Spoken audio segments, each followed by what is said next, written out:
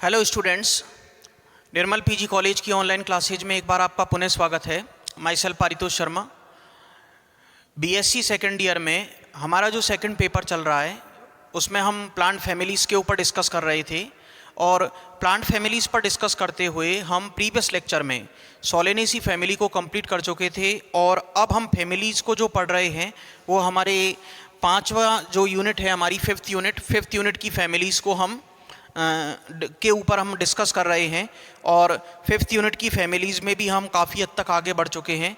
जैसा कि मैंने आपको पहले बताया कि फोर्थ यूनिट के अंदर 6 फैमिलीज़ हैं और फिफ्थ यूनिट में टोटल हमारी 10 फैमिलीज़ हैं।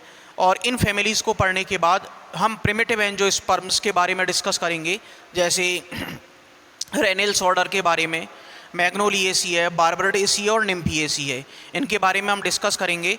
तो आज हम स्टार्ट करने वाले हैं लेविएटी, लेमिएसी या फिर इसी का दूसरा नाम होता है तुलसी कुल, ठीक है ना, ओसिमम सेंटम, जिसे हम तुलसी पादप का बॉटनिकल नेम होता है ओसिमम सेंटम तुलसी कुल। लेबिएट का मतलब होता है, देखिए लेबियम का मतलब होता है ग्रीक भाषा में होठ, ठीक है ना, ओस्ट। तो बाइलेबिएट यहाँ पर हमको दलपुंजों की जो शेप है वो देखने को मिलेगी।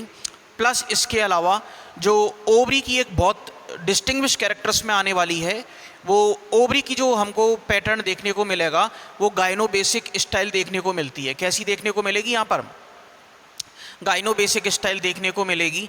तो आइए आज हम इसके बारे में डिस्कस करते हैं।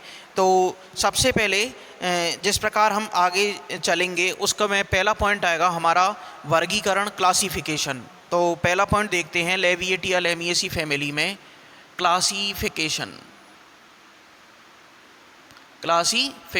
ठीक है ना। तो क्लासिफिकेशन में सबसे पहले वही पॉइंट आएगा हमारा कि क्लासिफिकेशन में सबसे पहले हम देखते हैं डिवीजन, एंजियोस्पर्मी। डिवीजन कौन सा होगा? एंजियोस्पर्मी। एंजियोस्पर्म की फैमिलीज़ के बारे में डिस्कस कर रहे हैं। डिवीजन,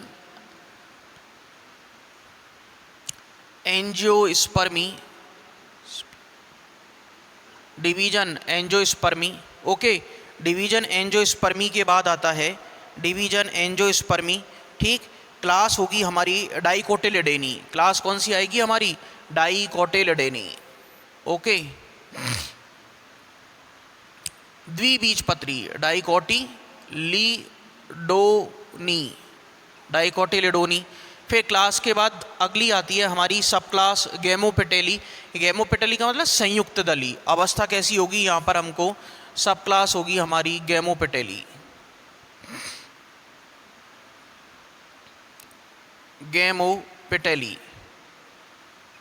गैमोपेटेली, ठीक है ना। सब क्लास कैसी होगी हमारी? गैमोपेटेली, ठीक है ना। सीरीज बाइकार्पिलेटी। सीरीज कौन सी होगी? बाइकार्पिलेटी। सीरीज बाइकार्पिलेटी,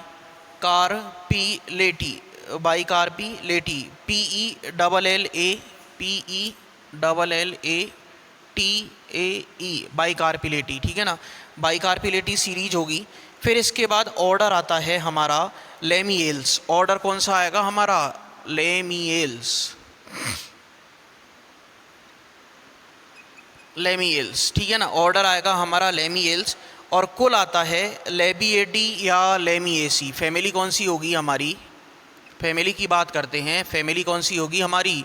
लेबिएटी, LABIATAE,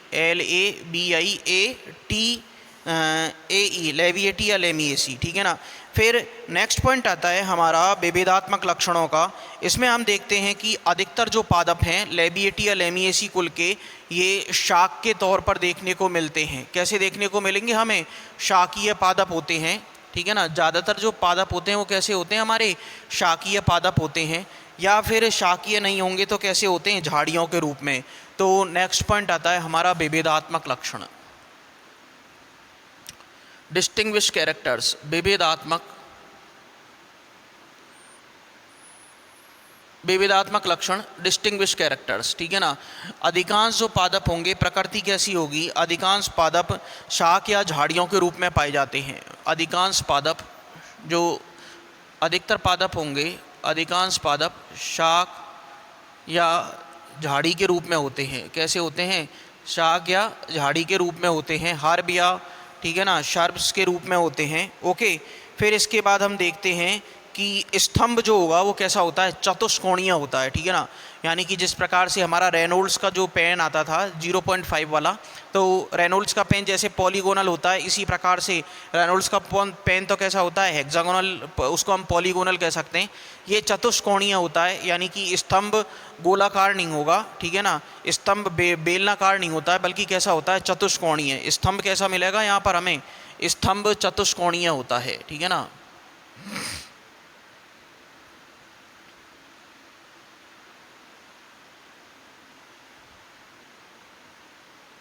स्तंभ कैसा मिलेगा हमें, चतुष्कोणीय होता है।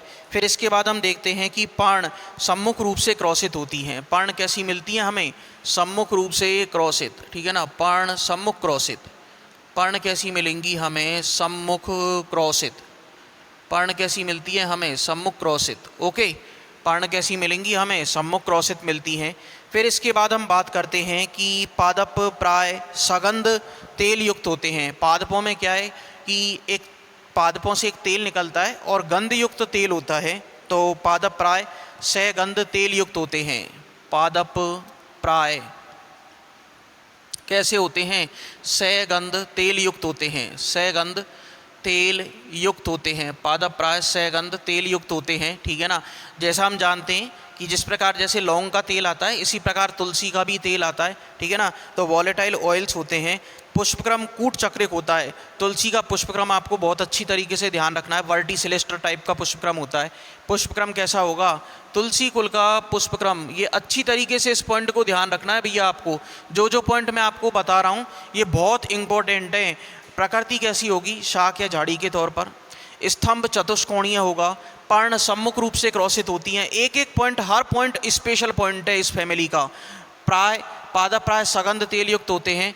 पुष्पक्रम कूट चक्रिक होता है। पुष्पक्रम कैसा होगा, कूट चक्रिक होता है, ठीक है ना, कूट चक्रिक होता है, यानी वर्टिसिलेस्टर, CELLASTER, वर्टिसिलेस्टर होता है। पुष्पक्रम कैसा होता है, वर्टिसिलेस्टर होता है, ठीक है ना, वर्टिसिलेस्टर होता है।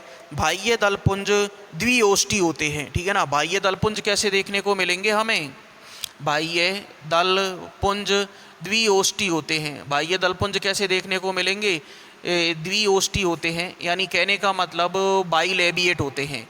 बाह्य दलपुंज कैसे मिलेंगे, द्विओष्ठी बाइलेबिएट होते हैं। इसीलिए इस फैमिली को हम क्या कहते हैं, लेबिएटी या लेमिएसी कहते हैं। ओके, दलपुंज भी हमारे कैसे होंगे, दलपुंज भी द्विओष्ठी होते हैं, ठीक है ना। दलपुंज कैसे होंगे, दलपुंज द्विओष्ठी होते हैं। दलपुंज कैसे होंगे, दलपुंज द्विओष्ठी होते हैं। दलपुंज भी कैसे होंगे, द्विओष्ठी होंगे, बाइलेबिएट होंगे। फिर नेक्स्ट पॉइंट आता है हमारा विविधात्मक लक्षणों में पुमंग। पुमंग के बारे में देखते हैं कि 4 पुंकेसर होते हैं। 4 पुंकेसरों में से 2 पुंकेसर तो छोटे और 2 पुंकेसर कैसे मिलेंगे हमको, बड़े मिलते हैं। यानी कहने का मतलब द्विदीर्घी अवस्था पाई जाती है। कहने का मतलब 2 पुंकेसर छोटे, 2 पुंकेसर तो कैसे होंगे, छोटे, वे 2 बड़े होते हैं। और ये इस प्रकार की जो अवस्था होती है ये क्या कहलाती है, द्विदीर्घी। क्या कहलाती है इस प्रकार की अवस्था, द्विदीर्घी कहलाएगी। अब देखिए, आप याद कीजिए चतुर्दीर्घी अवस्था हमने कहाँ पर देखी थी, चतुर्दीर्घी अवस्था हमने कहाँ पर देखी थी, चतुर्दीर्घी अवस्था हमने देखी थी क्रूसीफेरी कुल में। वहाँ पर 6 पुंकेसर थे टोटल, जिनमें से 4 बड़े और 2 छोटे थे, तो वहाँ पर हमने नाम दिया चतुर्दीर्घी अवस्था। क्रूसीफेरी कुल में, ब्रेसिक्रेसी कुल में, या फिर उसको हम एक नाम और देते थे सरसों कुल, मस्टर्ड फैमिली में। यहाँ पर हमको द्विदीर्घी कंडीशन देखने को मिलेगी। द्विदीर्घी का एग्जाम्पल यदि कोई पूछे तो क्या जवाब दोगे आप, लेबिएटी या लेमिएसी फैमिली, द्विदीर्घी पुंकेसरों का। फिर इसके बाद हम देखते हैं कि वर्तिका गाइनोबेसिक स्टाइल होती है, ठीक है ना। जायांग नाभिक, यानी जो स्टाइल जो होगी ना वो ओवरी के अंदर धसी हुई होती है, ठीक है ना। इस प्रकार की जो स्टाइल होती है वो गाइनोबेसिक स्टाइल कहलाती है, ठीक है ना। ये भी बहुत इंपॉर्टेंट पॉइंट है। ये केवल ऐसा लेबिएटी या लेमिएसी कुल के अंदर ही देखने को मिलेगा। कभी भी हमने किसी भी फैमिली में अब तक जितनी भी फैमिलीज़ पढ़ी उसमें हमने कभी किसी पॉइंट में वर्तिका को स्पेशल पॉइंट के तौर पर नहीं लिखा, स्टाइल को हमने स्पेशल पॉइंट के तौर पर नहीं लिखा, लेकिन हो सकता है हमने अदर पॉइंटों को प्रकृति लिखी होगी, पर्ण लिखी होंगी, स्तंभ लिखा होगा, ठीक है ना, कोई लेटेक्स पाया जा रहा है, कोई तेल ग्रंथि मिल रही है वो लिखा होगा, पुष्पक्रम लिखा होगा, दलपुंज या बाह्य दलपुंजों की शेप लिखी होगी, आकृति लिखी होगी, ठीक है ना, पुमंग पुंकेसरों के बारे में लिखा होगा, जायांग के बारे में, स्टाइल के बारे में नहीं लिखा होगा। स्टाइल का यहाँ स्पेशल पॉइंट हमको देखने को मिलता है कि वर्तिका कैसी होती है, जायांग नाभिक कैसी होती है, जायांग नाभिक यानी जायांग के अंदर धसी हुई होती है, जिसे हम क्या कहते हैं, गाइनोबेसिक स्टाइल, जैसे हम क्या कहते हैं, गाइनोबेसिक स्टाइल कहते हैं, ठीक है ना, गाइनोबेसिक स्टाइल कहते हैं। ये केवल लेविएटी या लेमिएसी कुल के अंदर ही देखने को मिलेगा इस प्रकार का गाइनोबेसिक स्टाइल। और कूट चक्रिक पुष्पक्रम और बाइलेबिएट कैलिक्स और बाइलेबिएट कोरोला, ठीक है ना, वर्टिसिलेस्टर इन्फ्लोरोसेंस, बाइलेबिएट कैलिक्स, बाइलेबिएट कोरोला, द्विदीर्घी पुंकेसर और गाइनोबेसिक स्टाइल। ये केवल हमको कहाँ पर देखने को मिलेगा, केवल लेविएटी या लेमिएसी कुल में देखने को मिलेगा। बीजांड न्यास स्तंभीय होता है, ठीक है ना। प्लेसेंटेशन कैसा होगा, प्लेसेंटेशन कैसा होगा, अक्षीय एक्साइल होगा, ठीक है ना। प्लेसेंटेशन कैसा होगा हमारा, एक्साइल होगा, ठीक है ना। फल्म वैश्म स्फोटी प्रकार के होंगे जो 4 एकीन युक्त होंगे। फल कैसे होंगे, वैश्म स्फोटी, फल कैसे होंगे, वैश्म स्फोटी जो कि कैसे होंगे, 4 एकीन युक्त फल होंगे।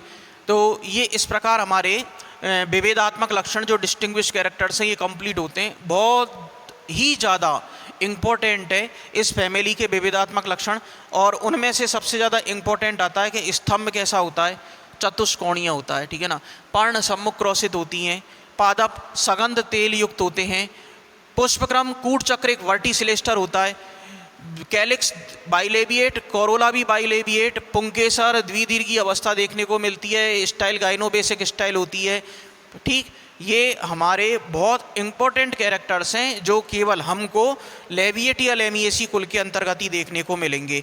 तो इस प्रकार हमारे ये विभेदात्मक लक्षण कंप्लीट होते हैं, डिस्टिंग्विश कैरेक्टर्स। अब हमारा नेक्स्ट पॉइंट आता है विभेदात्मक लक्षण कंप्लीट होने के बाद कायिक लक्षण, ठीक।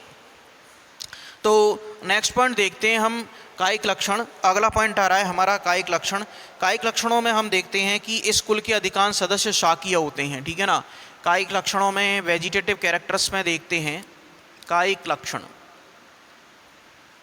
वेजिटेटिव कैरेक्टर्स में देखते हैं कि ज़्यादातर जो प्लांट्स होते हैं वो कैसे होते हैं, शाकीय होते हैं, हर्बीशियस होते हैं, तथा कुछ छुप के तौर पर भी पाए जाते हैं, ठीक है ना। कुछ छुप भी मिलेंगे, कुछ कैसे मिलते हैं हमको, कुछ छुप भी मिलते हैं, कुछ कैसे मिलेंगे हमको, छुप भी मिलेंगे। अब इसके बाद हम देखते हैं कि जैसे लेवेंडुला और ओसीमम, ठीक है ना, छुप के एग्जाम्पल लेवेंडेला, ठीक है ना। छुप कैसे होंगे, लेवेंडेला, ठीक है ना, छुप कैसे होंगे, लेवेंडुला और ओसीमम सेंटम, ठीक है ना, तुलसी, ये छुप होते हैं, छोटे पादप होते हैं, ओसीमम सेंटम, इसका पूरा बॉटनिकल नेम बाद में आएगा, ओसीमम, ओके। अधिकांश जातियां इनकी समोद्भिद होती हैं, यानी कि साधारण वातावरण में पाई जाती है। समोद्भिद का मतलब ना तो वो जीरोफिटिक कंडीशंस तो का मतलब तो अलग हो जाता है, मरुद्भिद परिस्थितियां हो जाती हैं, जलोद्भिद अलग हो जाती हैं। समोद्भिद का मतलब हमारी जो सामान्य परिस्थितियां हैं उनके अंदर ये पादप देखने को मिलते हैं। लेकिन हम बात करें जैसे मेंथा, ठीक है ना, और लाइकोपस, ये दलदली जातियां होती हैं, मार्शी मिडो स्पेसीज होती हैं, ठीक है ना। मेंथा और लाइकोपस, मेंथा प्लस इसके अलावा मेंथा व लाइकोपस, है ना, मेंथा व लाइकोपस, ये हमारी कैसी होती हैं, दलदली जातियां होती हैं, ठीक है ना। कैसी होती हैं, ये दलदली जातियां होती हैं, मार्शी मिडो स्पेसीज होती हैं, ठीक है ना, दलदली जातियां होती हैं, ठीक। अब इसके बाद हम देखते हैं कि कई जातियों में कायिक जनन अंतः भूस्तारी जैसे मेंथा के अंदर देखने को मिलता है, जबकि कई में भूस्तारी प्रकार का होता है, ठीक है ना। जैसे अजुआ रेपेंटेस में, है ना, अजुआ रेपेंटेस में, ठीक है ना। हम देखिए कि ये जो कायिक जनन के हमने दो तरीके बताए, अंतः भूस्तारी और भूस्तारी, ठीक है ना। तो हम जो तने पढ़ते हैं, ठीक है ना, तने के जब हम प्रकार पढ़ते हैं तो अर्धवायवीय तनों के प्रकार आते हैं, और अर्धवायवीय तनों के प्रकार जब हम इंग्लिश में उनके नाम देते हैं तो इंग्लिश में उनके नाम आते हैं रनर, सकर, स्टोलन और ऑफसेट, ठीक है ना। हिंदी में नाम बड़े ऊटपटांग हैं इनके, रनर, सकर, स्टोलन और ऑफसेट को कहते हैं हम अंतः भूस्तारी, भूस्तारी, भूस्तारिका और अंतः भूप्रसारी, ठीक है ना, अंतः भूप्रसारी। तो रनर का एग्जाम्पल तो देखो, रनर का एग्जाम्पल तो होता है दूब घास या ऑक्जेलिस, ठीक है ना। सकर का होता है मेंथा या पुदीना। तो इसमें कई जातियों में कायिक जनन अंतः भूस्तारी प्रकार का यानी सकर प्रकार का होता है, जैसे मेंथा में, ठीक है ना। फिर रनर, सकर, स्टोलन का आता है हमारा स्ट्रॉबेरी, और ऑफसेट का आता है हमारा जलकुंभी। तो अंत भूस्तारी प्रकार का जो देखने को मिलेगा ये अजूगा और एपेंटेस में देखने को मिलता है। नेक्स्ट पॉइंट आता है हमारा कि कायिक लक्षणों में ही नेक्स्ट पॉइंट आता है कि तना कैसा होता है। स्टेम की यदि हम बात करें तो तना हमारा कैसा होगा, चतुष्कोणीय होता है। तना कैसा होता है, चतुष्कोणीय प्रकार का होता है। ओके, तना कैसा होगा हमारा, चतुष्कोणीय प्रकार का होता है। पर्ण, पत्तियां कैसी होती हैं, अनानुपर्णी व सम्मुख होती हैं, ठीक है ना। पर्ण कैसी मिलेंगी हमको, अनानुपर्णी, अनुपर्णी, अनानुपर्णी व अनानुपर्णी के अलावा कैसी होती हैं पत्तियां हमारी, सम्मुख होती हैं। अनानुपर्णी व सम्मुख प्रकार की होती हैं। ओके, अनानुपर्णी व सम्मुख प्रकार की होती हैं। इतना हमने देखा। फिर इसके बाद हम देखते हैं कि इस कुल के पौधों के विभिन्न भागों में वाष्पशील तेल होता है, वॉलेटाइल ऑयल पाया जाता है। जैसे लौंग का तेल होता है, हम लौंग का तेल देखते हैं मार्केट में, नीम का तेल भी आता है, तुलसी का भी तेल आता है, ठीक है ना। तो तुलसी के अंदर एक अजीब प्रकार की स्मेल होती है, और वो स्मेल जो होती है उसमें पाए जाने वाले वाष्पशील तेल वॉलेटाइल ऑयल के कारण होती है। तो पादप के विभिन्न भागों में, इस कुल के पादप के विभिन्न भागों में, पादप के विभिन्न भागों में, विभिन्न भागों में वाष्पशील तेल वॉलेटाइल ऑयल प्रेजेंट होता है, वॉलेटाइल ऑयल प्रेजेंट होता है, ठीक है ना। ये हमने कायिक लक्षण देखे। फिर इसके बाद कायिक लक्षणों को देखने के बाद इसके बाद हम देखते हैं कि कायिक लक्षण हमारे ये कंप्लीट हो जाते हैं इस प्रकार से। फिर कायिक लक्षण कंप्लीट होने के बाद नेक्स्ट पॉइंट आता है हमारा पुष्पीय लक्षण, और जिन्हें हम पुष्पीय लक्षणों को, नेक्स्ट पॉइंट आएगा हमारा पुष्पीय लक्षण। पुष्पीय लक्षणों को हम देखते हैं कि पुष्पीय लक्षणों की हम बात करते हैं कि कायिक लक्षण कंप्लीट होने के बाद नेक्स्ट पॉइंट आएगा हमारा पुष्पीय लक्षण।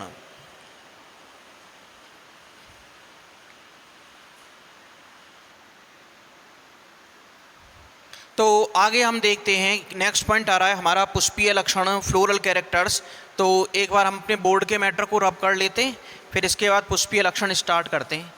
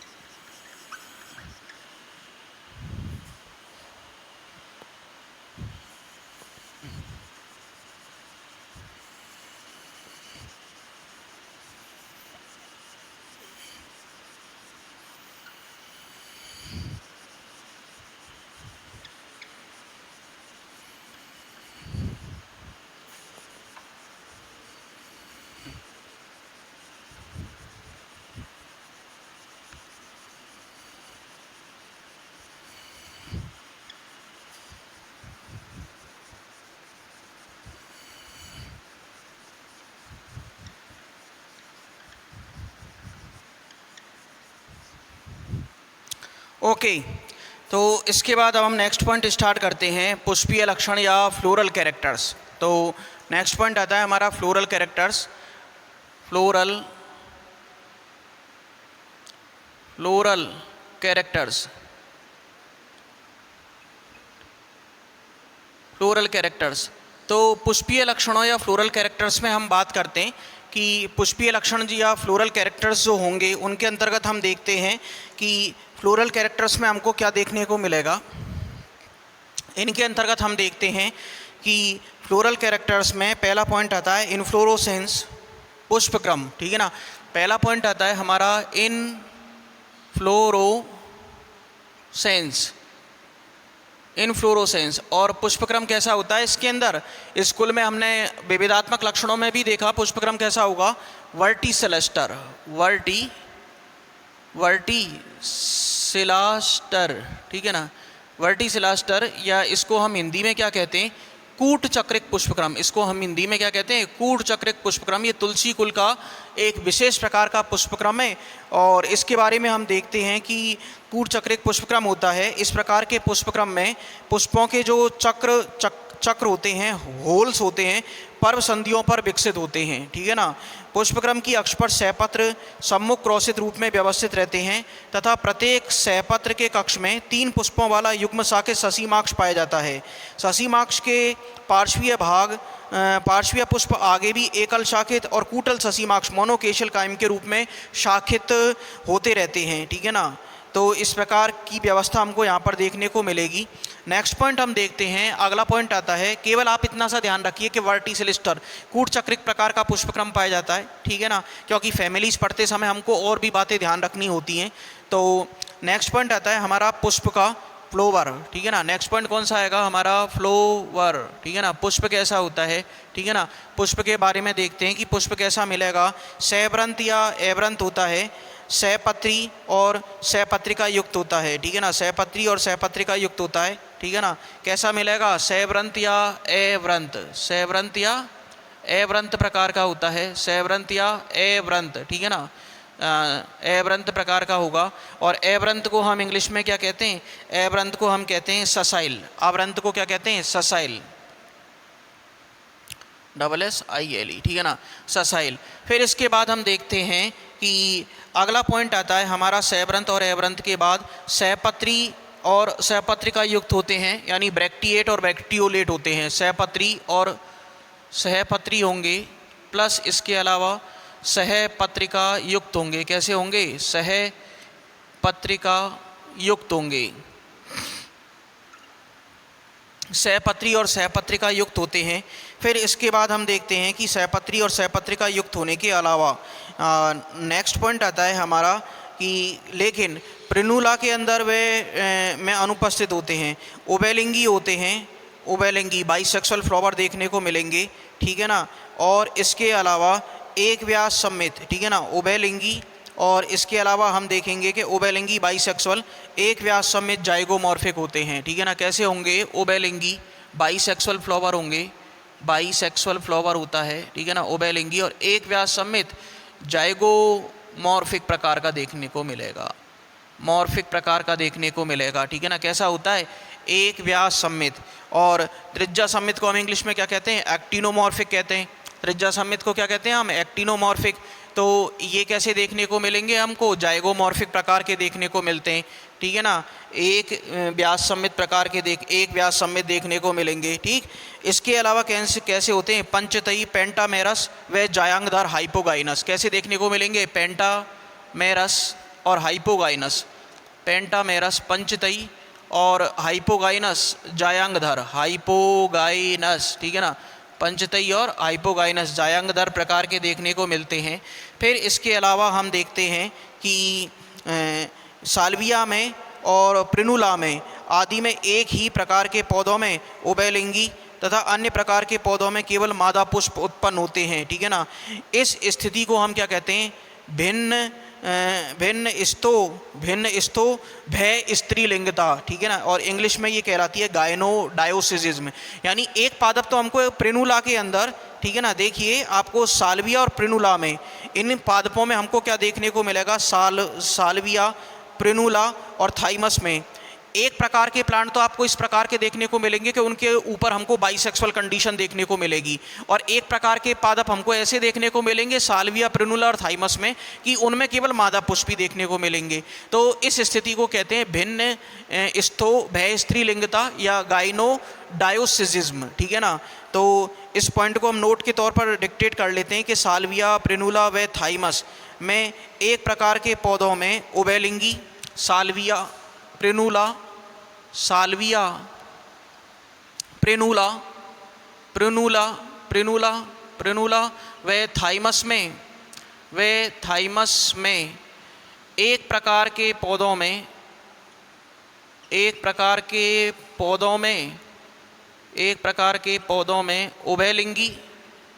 उभयलिंगी व एक प्रकार के पौधों में उभयलिंगी व अन्य प्रकार के पौधों पर केवल मादा पुष्प उत्पन्न होते हैं। वे अन्य प्रकार के पौधों पर